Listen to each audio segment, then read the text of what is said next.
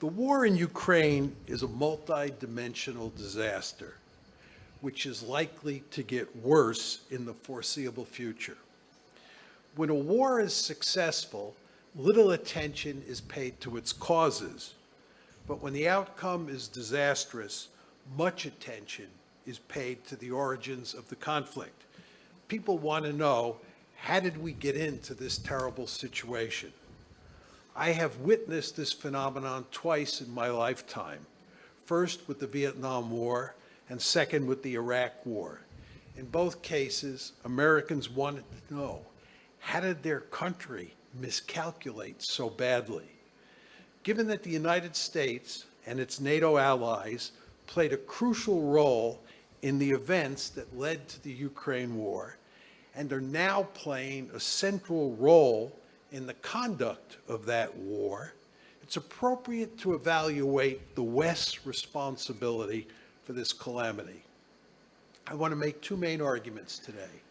First, the United States is principally responsible for causing the Ukraine crisis. This is not to deny that Putin started the war and that he is responsible for Russia's conduct on the battlefield. Nor is it to deny that America's allies bear some responsibility, but they largely follow Washington's lead on Ukraine. My key point, however, is that the United States pushed forward policies toward Ukraine that Putin and his colleagues see as an existential threat to their country, a point they have made repeatedly for many years. Specifically, I am talking about America's obsession with bringing Ukraine into NATO and making it a Western bulwark on Russia's border.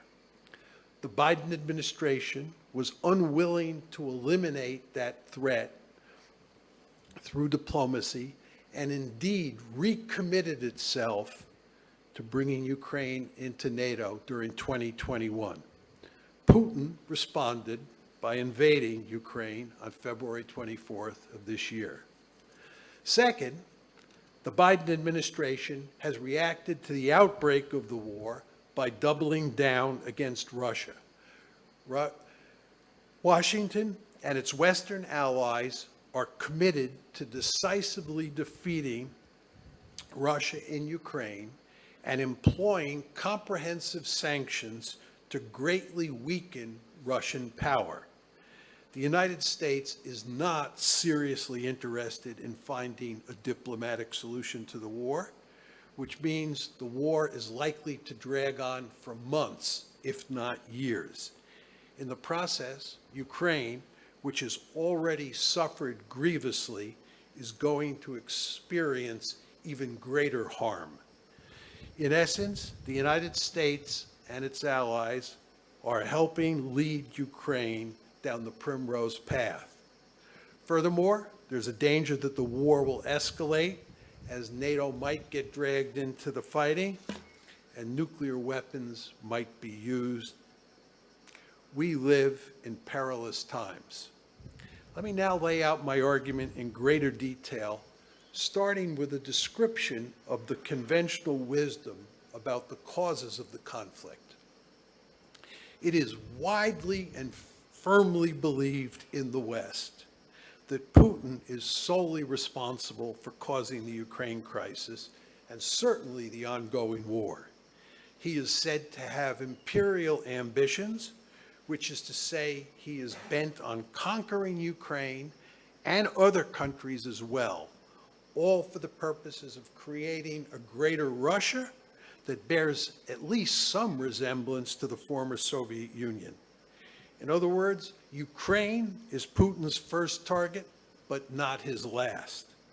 As one scholar put it recently, he is, quote, acting on a sinister, long-held belief to erase Ukraine from the map of the world. Given Putin's purported goals, it makes perfect sense for Finland and Sweden to join NATO and for the alliance to increase its force levels in Eastern Europe. After all, Imperial Russia must be contained. Well, this narrative is repeated over and over in the mainstream media and by virtually every Western leader. There is no evidence to support it. I want to repeat that. There is no evidence to support it. To the extent that purveyors of the conventional wisdom provide evidence, it has little, if any, bearing on Putin's motives for invading Ukraine. For example, some emphasize that he said that Ukraine is an artificial state, or it is not a real state. Such opaque comments, however, say nothing about his reason for going to war. The same is true of Putin's statement that he views Russians and Ukrainians as, quote unquote, one people with a common history. Others point out that he called the collapse of the Soviet Union, quote, the greatest geopolitical catastrophe of the century. Of course, he also said, whoever does not miss the Soviet Union has no heart. Whoever wants it back has no brain. Still others point out that he said modern Ukraine was entirely created by Russia, or to be more precise, by Bolshevik communist Russia, end of quote. But he went on to say in the same speech, quote, of course, we cannot change past events, but we must at least admit them openly and honestly. To make the case that Putin was bent on conquering all of Ukraine and incorporating it into Russia, it is necessary to provide evidence that first, he thought it was a desirable goal, that second, he thought it was a feasible goal, and third, he intended to pursue that goal. There is no evidence, let me repeat, there is no evidence in the public record that Putin was contemplating, much less intending, to put an end to Ukraine as an independent state and make it part of a greater Russia when he sent his troops into Ukraine on February 24th. In fact, there is significant evidence that Putin recognized Ukraine as an independent country. In his July 12, 2021 article, which I assume many of you have looked at, about Russian-Ukrainian relations, which proponents of the conventional wisdom often point to as evidence of his imperial ambitions, he tells the Ukrainian people in that article, you want to establish a state of your own? You are welcome. Regarding how Russia should treat Ukraine, he writes, there is only one answer, with respect. He concludes that lengthy article with the following words, and what Ukraine will be, it is up to its citizens to decide. That's not evidence of somebody who's interested in swallowing Ukraine and making it part of Russia. In that same July 12, 2021 article, and again in an important speech he gave on February 21st of this year, Putin emphasized that Russia accepts, quote, the new geopolitical reality that took shape after the dissolution of the USSR. He reiterated that same point for a third time on February 24th when he announced that Russia would invade Ukraine. He also made it clear that it is not our plan to occupy Ukrainian territory and that he respected Ukrainian sovereignty, but only up to a point. To be a bit more specific and quote him, Russia cannot feel safe, develop, and exist while facing a permanent threat from the territory of today's Ukraine. In essence, Putin was not interested in making Ukraine part of Russia. He was interested in making sure it did not become, quote unquote, a springboard for Western aggression against Russia, a subject I will say more about shortly. one might argue that Putin was lying about his motives, that he was attempting to disguise his imperial ambitions. As it turns out, I have written a book, one of the few books, about lying in international politics. It's entitled Why Leaders Lie: The Truth About Lying in International Politics. And it is clear to me that Putin was not lying. For starters, one of my principal findings in the book is that leaders do not lie much to each other. They lie more often to their own publics. Regarding Putin, whatever one thinks of him as a human being, he does not have a history of lying to other leaders. Although some assert that he frequently lies and cannot be trusted, there's actually little evidence of him lying to foreign audiences.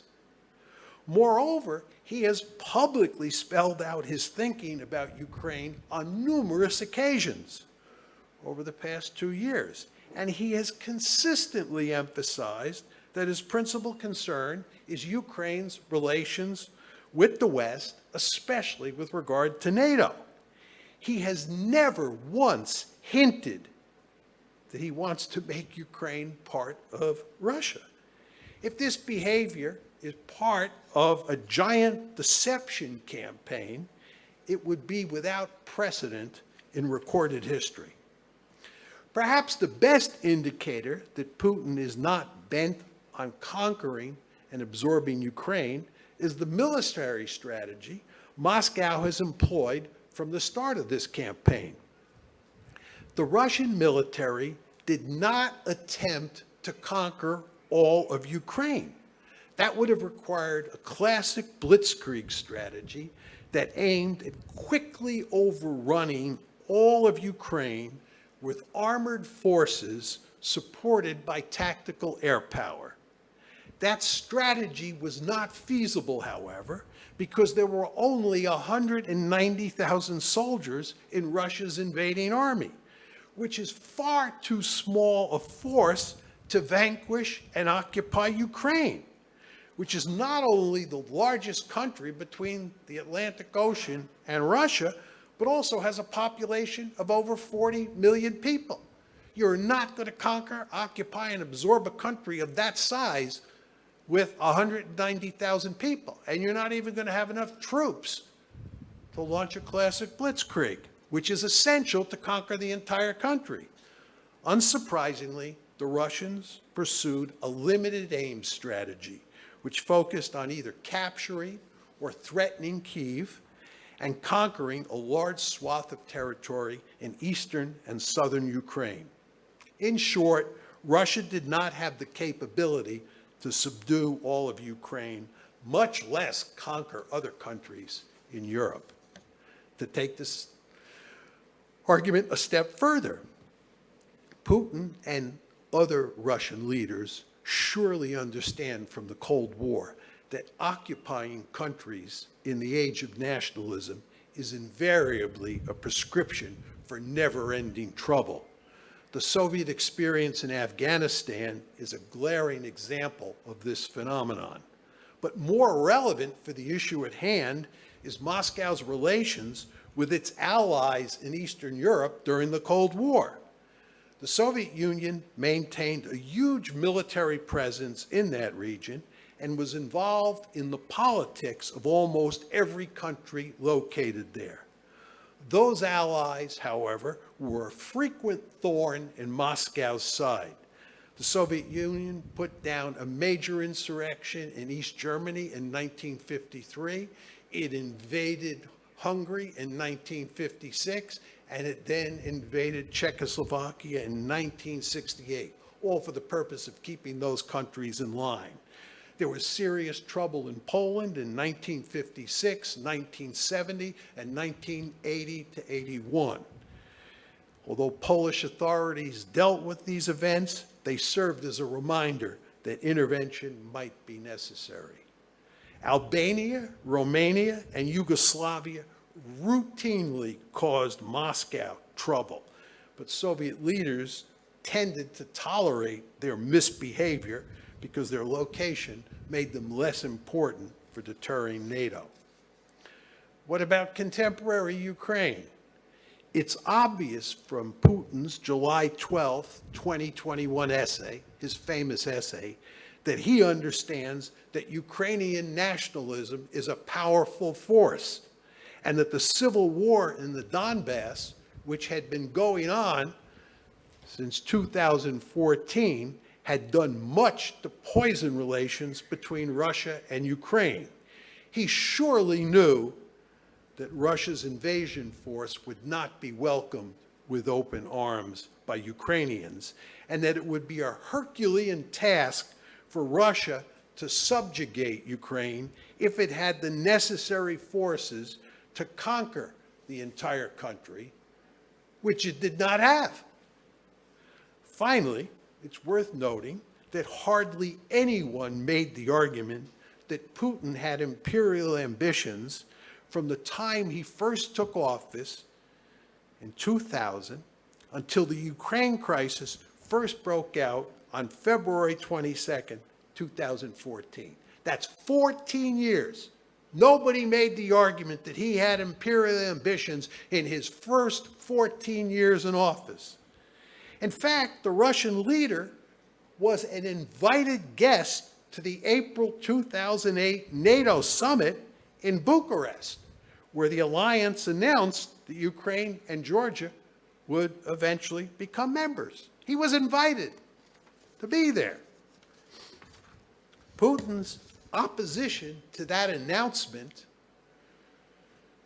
had hardly any effect on Washington because Russia was judged to be too weak to stop further enlargement, just as it had been too weak to stop the 1990 tranche of enlargement, and just as it had been too weak to stop the 2004 tranche of expansion.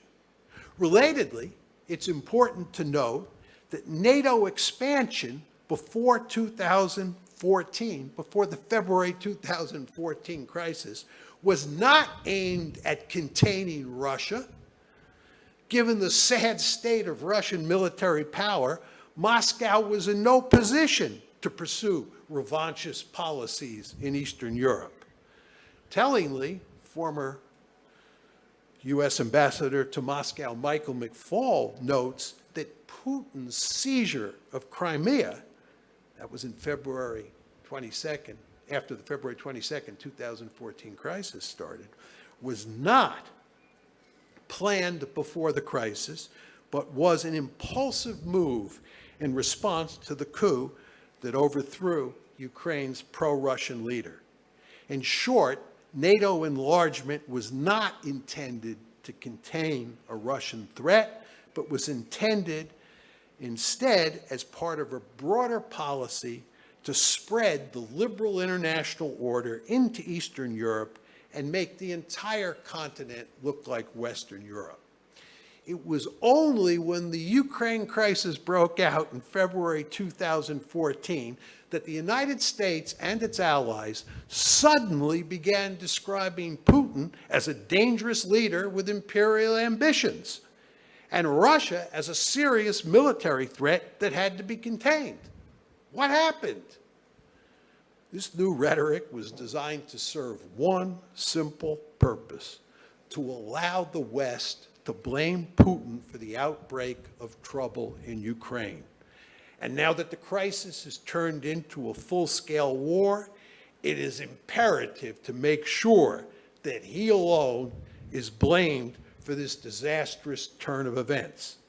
This blame game explains why Putin is widely viewed as an imperialist here in the West, even though there is hardly any evidence to support that perspective.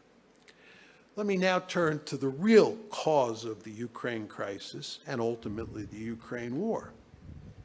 The taproot is the American-led effort to make Ukraine a Western bulwark on Russia's borders. That strategy has three prongs. One, integrating Ukraine into the EU. Two, turning Ukraine into a pro-Western liberal democracy. You all know about the Orange Revolution. And 3, and most importantly, incorporating Ukraine into NATO. The strategy was set in motion at NATO's annual summit in Bucharest in April 2008, when the alliance announced that Ukraine and Georgia will become members. That's in quotes, will become members. Russian leaders responded immediately with outrage, making it clear that this decision was an existential threat to Russia, and they had no intention of letting either country join NATO. According to a respected Russian journalist, Putin, quote, flew into a rage and warned that if Ukraine joins NATO, it will do so without Crimea and the eastern regions. It will simply fall apart. That's Putin talking in 2008. William Burns, who is now the head of the CIA, was then the U.S. ambassador to Moscow. This is at the time of the Bucharest summit. He wrote a memo to Secretary of State Condoleezza Rice that succinctly describes Russian thinking about Ukraine joining NATO. And you want to pay very careful attention to what Burns said, and then what I'm going to tell you Angela Merkel has recently said. This is Burns. This is his memo. He's the U.S. ambassador in Moscow. It's his memo to Secretary of State Condoleezza Rice. Quote, Ukrainian entry into NATO is the brightest of all red lines for the Russian elite, not just Putin. In more than 2.5 years of conversations with key Russian players, from knuckle draggers in the dark recesses of the Kremlin to Putin's sharpest liberal critics, I have yet to find anyone who views Ukraine and NATO as anything other than a direct challenge to Russian interests. NATO, he said, would be seen as throwing down the strategic gauntlet. Today's Russia will respond. Russian-Ukrainian relations will go into a deep freeze. It will create fertile soil for Russian meddling in Crimea and eastern Ukraine. Burns, of course, was not the only policymaker who understood that bringing Ukraine into NATO was fraught with danger. Indeed, at the Bucharest summit, at the summit itself, both German Chancellor Angela Merkel and French President Nicolas Sarkozy were opposed to moving forward on NATO membership for Ukraine because they feared it would infuriate Russia. Angela Merkel recently explained her opposition in an interview. I'm quoting Angela Merkel, I was very sure that Putin is not going to let this happen. From his perspective, that would be a declaration of war. Think about what Merkel, who opposed it in April 2008, is saying. She's saying that she knew that Putin would interpret it as a declaration of war. In other words, putting Ukraine in NATO would be a declaration of war. And Burns has just told you that Putin's not an anomaly, that every Russian member of the foreign policy elite, including the knuckle draggers in the recesses of the Kremlin that he has talked to, view it just as Putin views it. The Bush administration, which was pushing this policy decision for NATO, however, cared little about Moscow's brightest of red lines and pressured the French and German leaders to agree to issuing a public pronouncement that said unequivocally that Ukraine and Georgia would eventually join the alliance. Unsurprisingly, the American-led effort to integrate Georgia into NATO resulted in a war between Georgia and Russia in August 2008, just 4 months after the Bucharest summit. Nevertheless, in the wake of that war, the United States and its allies continued moving forward with their plans to make Ukraine a Western bastion on Russia's borders. These efforts eventually sparked a major crisis in February of 2014, after a U.S.-supported uprising caused Ukraine's pro-Russian president, Viktor Yanukovych, to flee the country. He was replaced by pro-American Prime Minister Arseniy Yatsenyuk. In response, Russia took Crimea from Ukraine and helped fuel a civil war that broke out in the Donbass between pro-Russian separatists and the Ukrainian government. One often hears the argument, I'm sure you've all heard this, that in the 8 years between when the crisis broke out in February 2014 and when the war began in February 2022. You see that 8-year window there? Just to keep the big picture in your mind. August 2008, that's the Bucharest summit. But the crisis doesn't break out until February 2014. And then the war breaks out 8 years later, February 2022. The argument is that in the 8 years between when the crisis broke out and when the war broke out this past February, the United States and its allies paid little attention to bringing Ukraine into NATO. In effect, the issue had been taken off the table, and thus NATO enlargement could not possibly have been an important cause of the escalating crisis in 2021 and the subsequent outbreak of war earlier this year. This line of argument is false. In fact, the Western response to the events of 2014 was to double down on the existing strategy and effectively make Ukraine a de facto member of NATO. The alliance began training the Ukrainian military in 2014, averaging 10,000 trained troops annually over the next 8 years. NATO was training 10,000 troops per year for 8 straight years. In December 2017, the Trump administration decided to provide Kyiv with defensive weapons. Other NATO countries quickly got into the act, shipping even more weapons to Ukraine. In addition, Ukraine's military participated in joint military exercises with NATO forces. In July 2021, less than a year ago, Kyiv and Washington co-hosted Operation Seabreeze, a naval exercise in the Black Sea that included navies from 31 countries and was directly aimed at Russia. 2 months later, in September 2021, the Ukraine Army led Rapid Trident 21, which was, according to an official press release from the U.S. Army, it was, quote, a U.S. Army Europe and Africa-assisted annual exercise designed to enhance interoperability among allied and partner nations. Remember, I'm making the argument here we were turning Ukraine into a de facto member of NATO. It was designed to enhance interoperability among allied and partner nations to demonstrate units are poised and ready to respond to any crisis.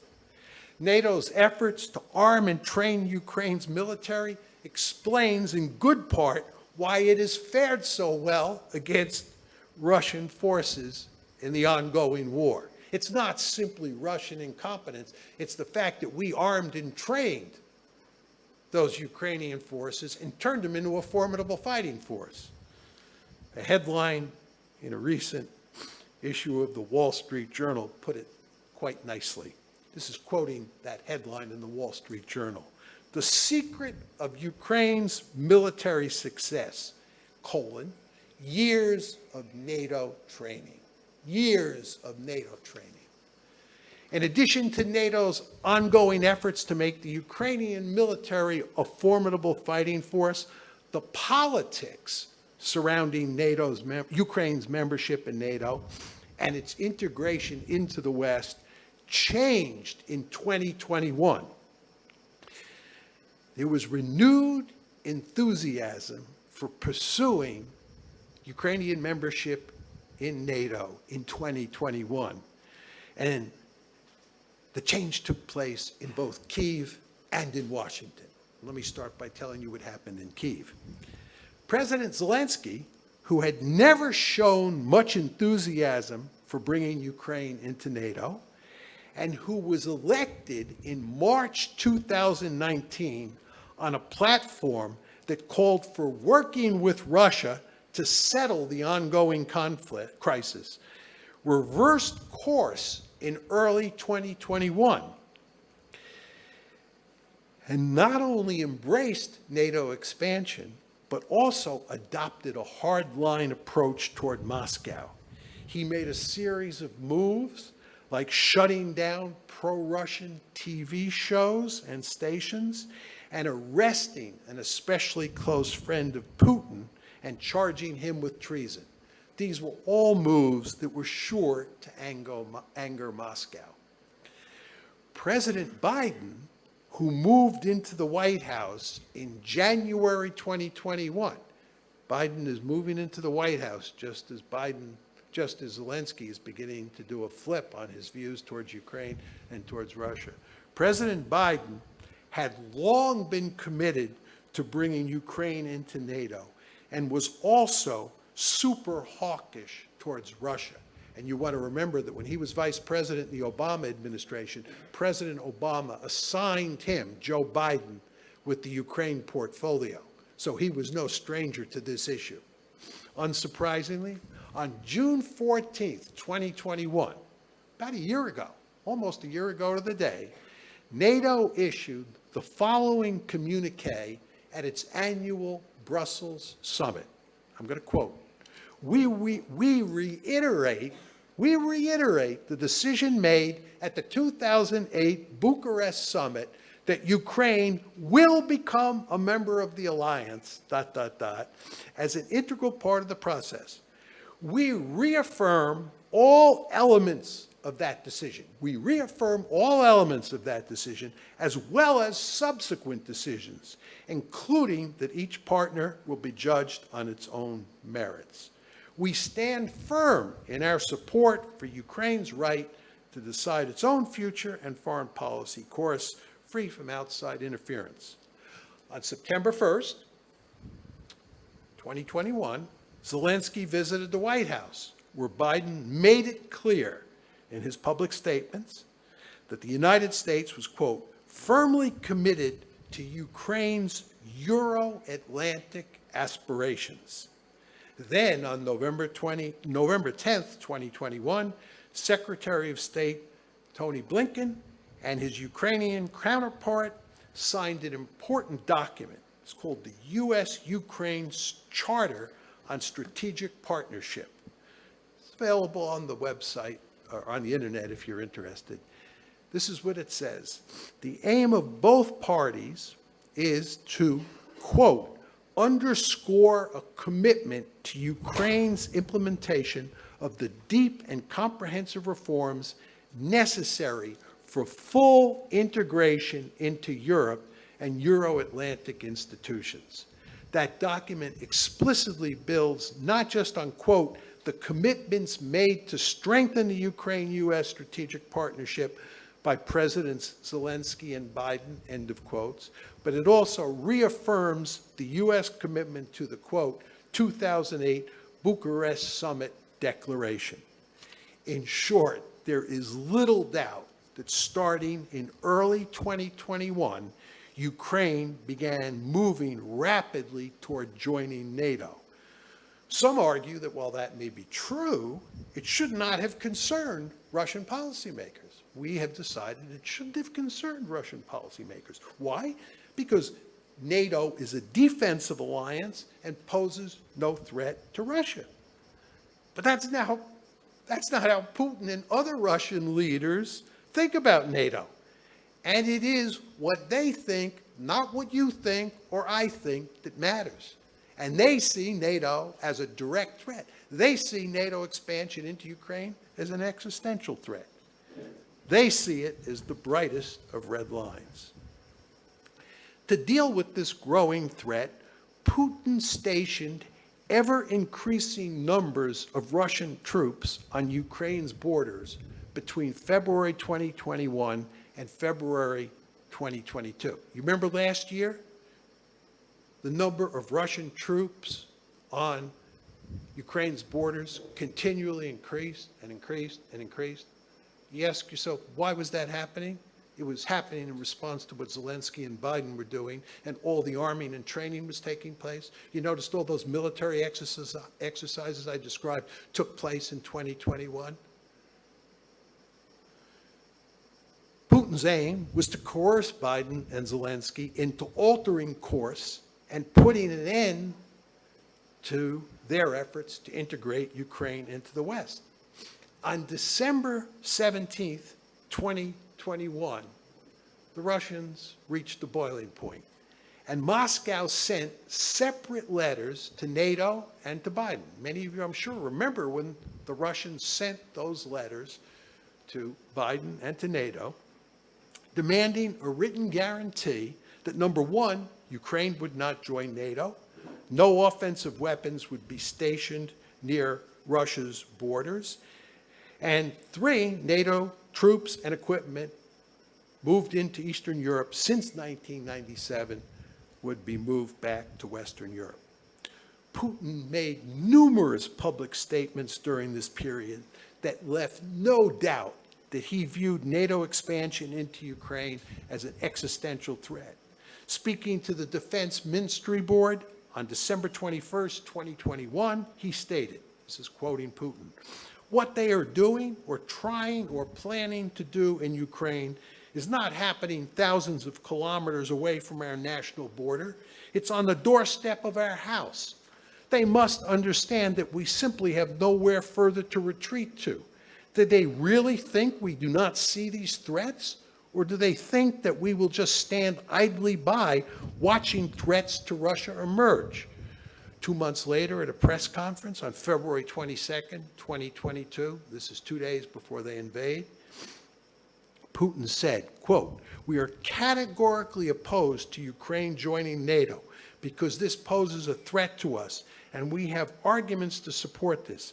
I have repeatedly spoken about it in this hall." He then made it clear that he recognized that Ukraine was becoming a de facto member of NATO. The United States and its allies, he said, quote, "continue to pump the current Kiev authorities full of modern types of weapons," end of quote. He went on to say that if this was not stopped, Moscow, quote, "would be left with an anti-Russia armed to the teeth." This is totally unacceptable. Putin's logic should be manifestly clear to Americans in the audience who have long understood, I'm sure, that we have a Monroe Doctrine which stipulates that no great power is allowed to place any of its military forces in the Western Hemisphere. I might note that in all of Putin's public statements during the months leading up to the war, there is not a scintilla of evidence that he was contemplating conquering Ukraine and making it part of Russia, much less attacking other countries in Eastern Europe. Other Russian leaders, including the defense minister, the foreign minister, the deputy foreign minister, and the Russian ambassador to Washington, the Russian ambassador to Washington, also emphasized the centrality of NATO expansion for causing the Ukraine crisis. Foreign Minister Sergei Lavrov made the point succinctly at a press conference on January 14th, 2022, when he said, "The key to everything," I'm quoting Lavrov now, "the key to everything is the guarantee that NATO will not expand eastward." Nevertheless, the efforts of Lavrov and Putin to get the United States and its allies to abandon their efforts to make Ukraine a Western bulwark on Russia's border failed completely. Secretary of State Tony Blinken responded to Russia's mid-December demands by simply saying, quote, "There is no change, there will be no change." Putin then launched an invasion of Ukraine to eliminate the threat he saw from NATO. Where are we now and where are we going? The Ukraine war has been raging for almost 4 months. And I would like to make 3 separate points. I'd first of all like to talk about the specific consequences of this conflict for Ukraine, talk a little bit about the prospects for escalation, and talk a little bit about the prospects for ending the war in the foreseeable future. Starting with Ukraine, this war is an unmitigated disaster for Ukraine. As I noted earlier, Putin made it clear in 2008 that Russia would wreck Ukraine to prevent it from joining NATO. He is delivering on that promise. Russian forces have conquered at least 20% of Ukrainian territory and destroyed or badly damaged many Ukrainian cities and towns. More than 6.5 million Ukrainians have fled the country, while more than 8 million have been internally displaced. Many thousands of Ukrainians, including innocent civilians, are dead or badly wounded, and the Ukrainian economy is in shambles. The World Bank estimates that Ukraine's economy will shrink by almost 50% over the course of 2022. Estimates are that approximately $100 billion worth of damage has been inflicted on Ukraine already, and it will take close to $1 trillion to rebuild the country. In the meantime, Kyiv requires about $5 billion of aid every month just to keep the government running. Furthermore, there appears to be little hope that Ukraine will be able to regain use of the Azov and Black Seas, the ports on the Azov and Black Seas anytime soon. Before the war, roughly 70% of all Ukrainian exports and imports and 98% of its grain exports move through these ports. This is the basic situation after less than 4 months of fighting. It is downright scary to contemplate what Ukraine is going to look like if this war drags on for a few more years. So, this brings me to the second topic I want to talk about. What are the prospects for negotiating a peace agreement and ending this war in the next few months? I am sorry to say that I see no way this war ends anytime soon. And this is a view shared by prominent policymakers on both the Western side and the Russian side. The main reason for my pessimism is that both Russia and the United States are deeply committed to winning the war, and it is impossible to reach an agreement where both sides win.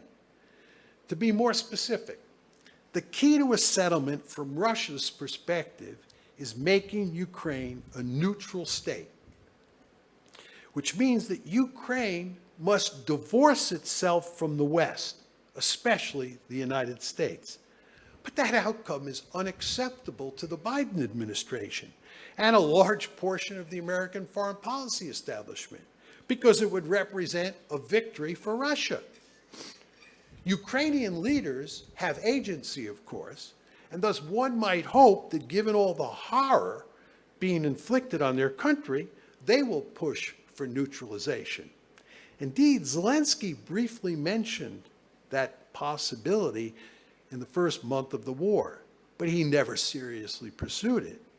There is little chance, however, that Kyiv will push for neutralization, because the ultra-nationalists in Ukraine, who wield significant political power, have zero interest in yielding to any of Russia's demands, especially one that dictates Ukraine's political alignment with the outside world.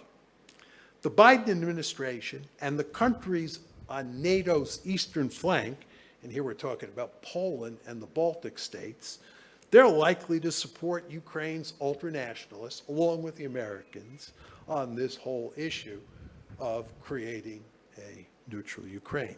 To complicate matters further, how does one deal with the large swaths of Ukrainian territory that Russia has conquered since the war started, as well as Crimea's fate?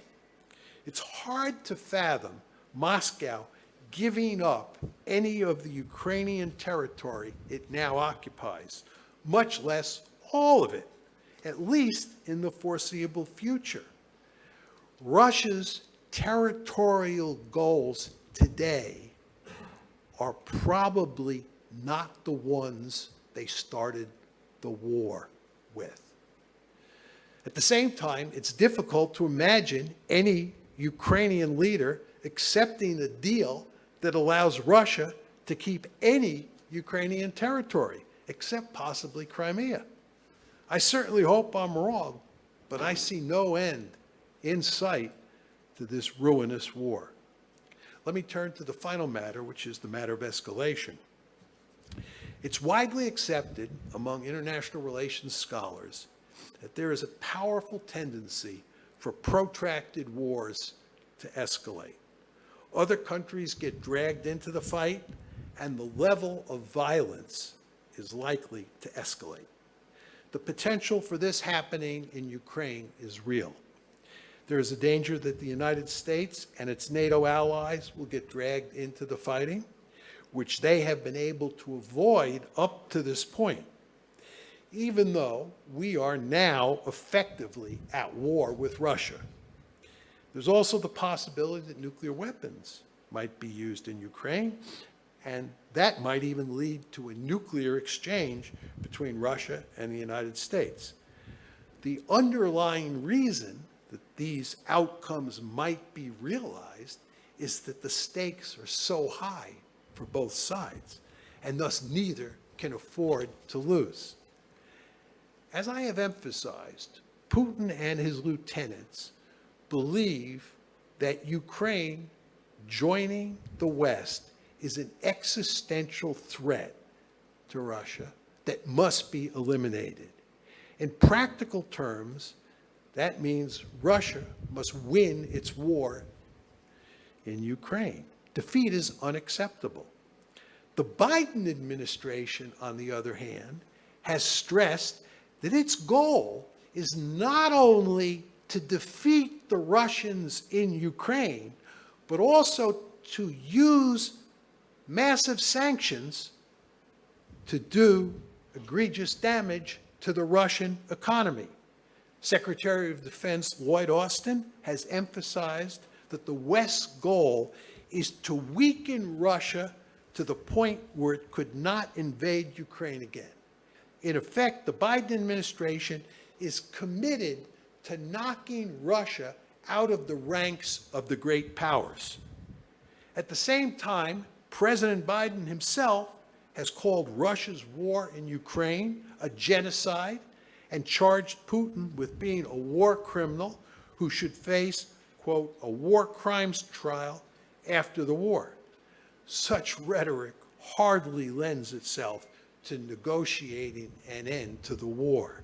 After all, how do you negotiate with a genocidal state? American policy has two significant consequences. For starters, it greatly amplifies the existential threat Moscow faces in this war, and it makes it more important than ever that Moscow prevail in Ukraine. At the same time, it means that the United States is deeply committed to making sure that Russia loses. The Biden administration has now invested so much in the war, both materially and rhetorically, that a Russian victory would represent a devastating defeat for Washington. Obviously, both sides can't win. Moreover, there's a serious possibility that one side will begin to lose badly. There is a serious possibility of that.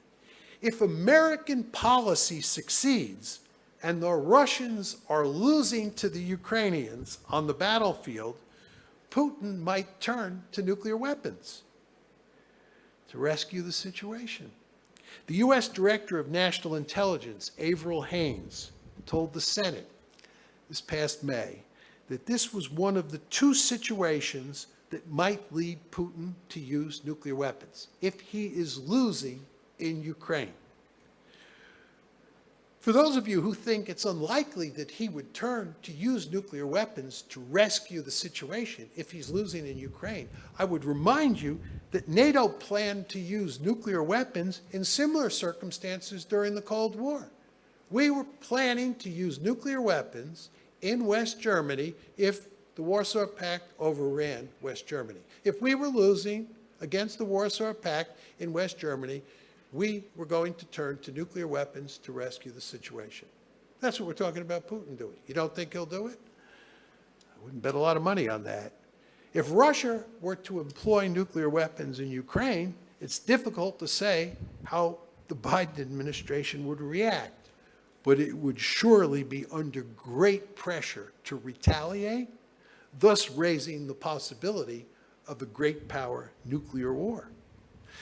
There is a perverse paradox at play here.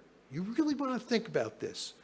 The more successful we are, the United States and its allies, at achieving our war aims, the more likely it is that the war will turn nuclear.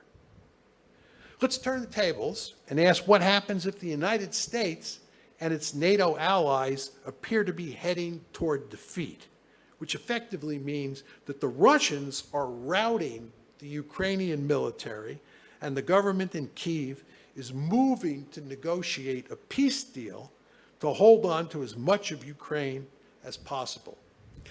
In that event, there would be tremendous pressure on the United States and its allies to get even more deeply involved in the fighting.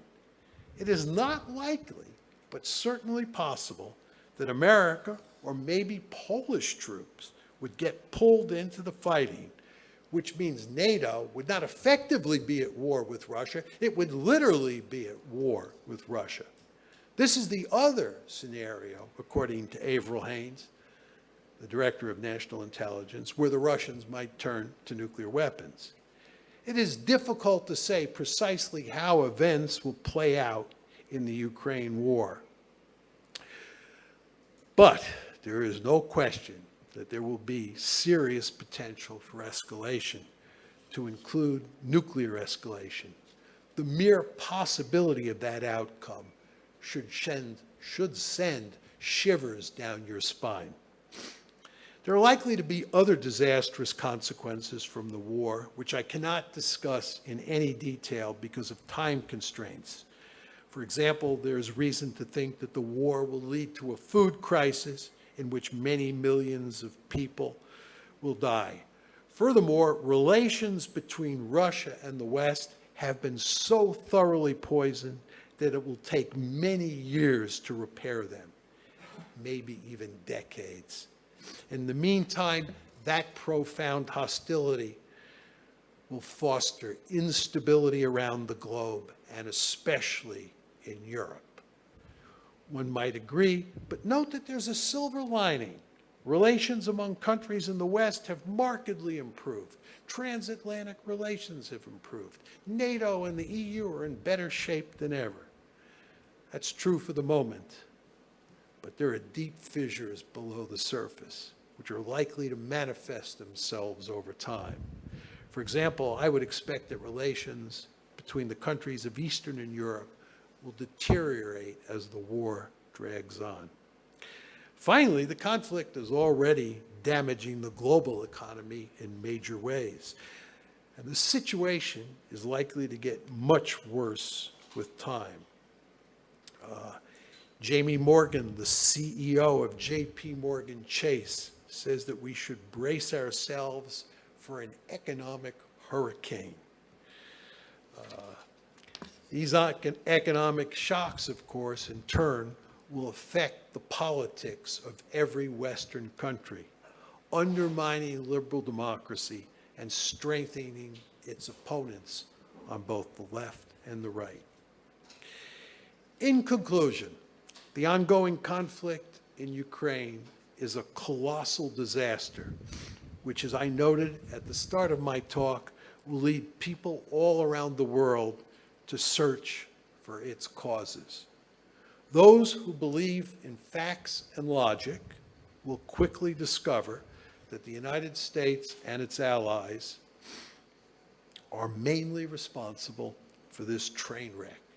The April 2008 decision to bring Ukraine and Georgia into NATO was destined to lead to conflict with Russia. The Bush administration was the principal architect of that fateful choice, but the Obama, Trump, and Biden administrations have doubled down on that policy at every turn, and America's allies have dutifully followed.